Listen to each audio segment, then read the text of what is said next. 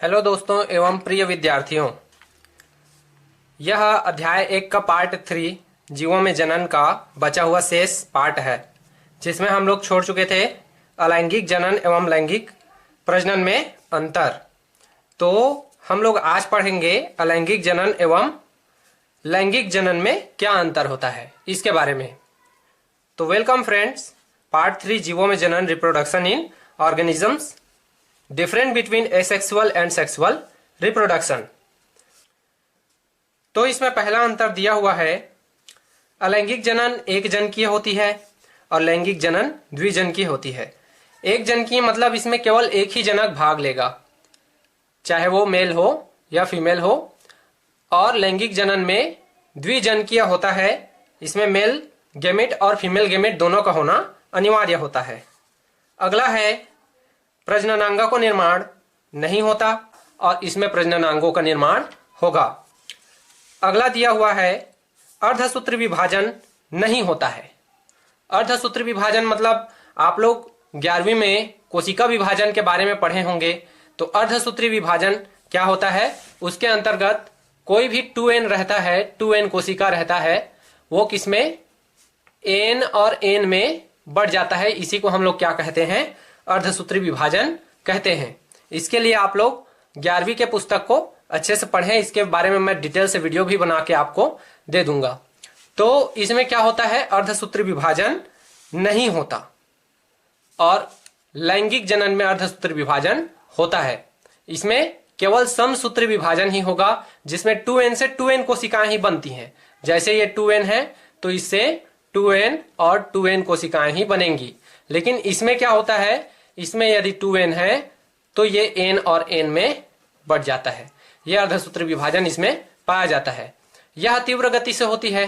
जाहिर सी बात है कि यदि ये 2n है तो इसमें क्या होगा, 2n दो भागों में बढ़ते जा रहा है, फिर ये 2n फिर बटेगा।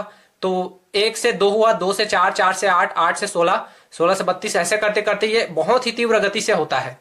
किंतु यह धीमी गति से होता है। पहले क्या होता है कि इसमें से 2n से nn बनेंगे, फिर इनका विकास होगा, फिर इसके बाद आगे इसका क्या होगा, रूपांतरण होगा, फिर जाकर के ये मिलेंगे तो 2n बनाएंगे। तो आगे इसमें बहुत ही धीमी गति से ये होता है लैंगिक प्रजनन। आप लोग जानते होंगे कि कोशिका विभाजन के 4 फेज होते हैं। सबसे पहला होता है इंटरफेज, दूसरा होता है, पहला क्या होता है इंटरफेज, दूसरा होता है मेटाफेज, तीसरा एनाफेज और चौथा टीलोफेज। तो समसूत्री विभाजन की बात करें, समसूत्री विभाजन में क्या होता है, ये माइटोसिस में ये 4 ही स्टेप पाए जाते हैं। लेकिन अर्धसूत्री विभाजन में क्या होता है, अर्धसूत्री विभाजन में ये जो इंटरफेस है वो इंटरफेस 5 भागों में बढ़ जाता है। पहला होता है लिप्टोटिन, दूसरा होता है जाइगोटिन, तीसरा होता है पैकिटिन, चौथा होता है डिप्लोटिन और पांचवा होता है डाइकाइनेसिस। तो इन 5 स्टेप में ये बढ़ जाता है इंटरफेस। इस वजह से ये लंबे समय तक चलता है और ये शॉर्ट समय में ही खत्म हो जाता है। तो ये तीव्रता से होने वाली, यानी कि जो अलैंगिक प्रजनन है वो तीव्रता से होती है और लैंगिक प्रजनन धीमी गति से होती है। कारण क्या है इसका, क्योंकि इसमें समसूत्री विभाजन पाया जाता है और इसमें अर्धसूत्री विभाजन पाया जाता है। तो अगला इसमें दिया है कि संततियों की संख्या अधिक होती है। जाहिर सी बात है कि यहां से 2n, मैं वही बताया कि 1 से 2, 2 से 4, 4 से 8, 8 से 16, तो इसमें संतति अधिक बनेंगे। किंतु इसमें संतति कम बनते हैं, संततियों की संख्या क्या होगी, कम बनेगी, क्योंकि यहाँ पे एक n और एक n मिलकर के फिर 2n बनाएंगे।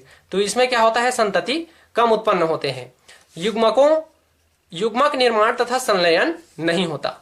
अगला पॉइंट इसमें है कि युग्मक का निर्माण तथा संलयन नहीं होगा, ना इसमें युग्मक बनेंगे। n और n जब मिलता है तब उसे हम लोग युग्मक कहते हैं। जैसे ये n हो गया और ये n हो गया, तो दोनों क्या होते हैं, मिल करके जाइगोट बनाते हैं,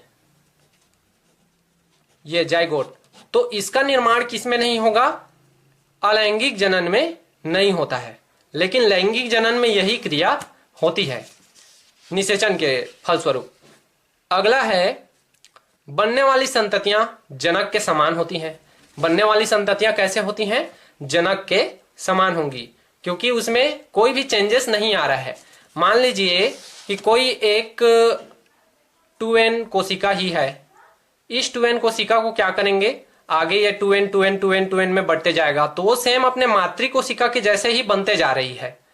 लेकिन इसमें क्या होता है, लैंगिक जनन में, इसमें यदि कोई n कोशिका है जो पिता से आया है मान के चलिए, और n जो सेल है वो कहां से आया है, माता से आया है, और ये पिता से आया है, तो क्या होगा, इसमें माता और पिता दोनों का गुण क्या हो जाएगा, मिल जाएगा, और तब जाकर ये 2n बनेगा। तो इसमें पैतृक शुद्धता कहां रही, इसमें तो माता और पिता दोनों के गुण आ गए ना इसमें, तो इसमें पैतृक शुद्धता खत्म हो जाती है, यानी कि बनने वाली संततियां जनक से भिन्न हो सकती हैं। ऊपर आई बटन पे क्लिक करके आप इसके पिछले वीडियोस को पार्ट 1 पार्ट 2 को देख सकते हैं।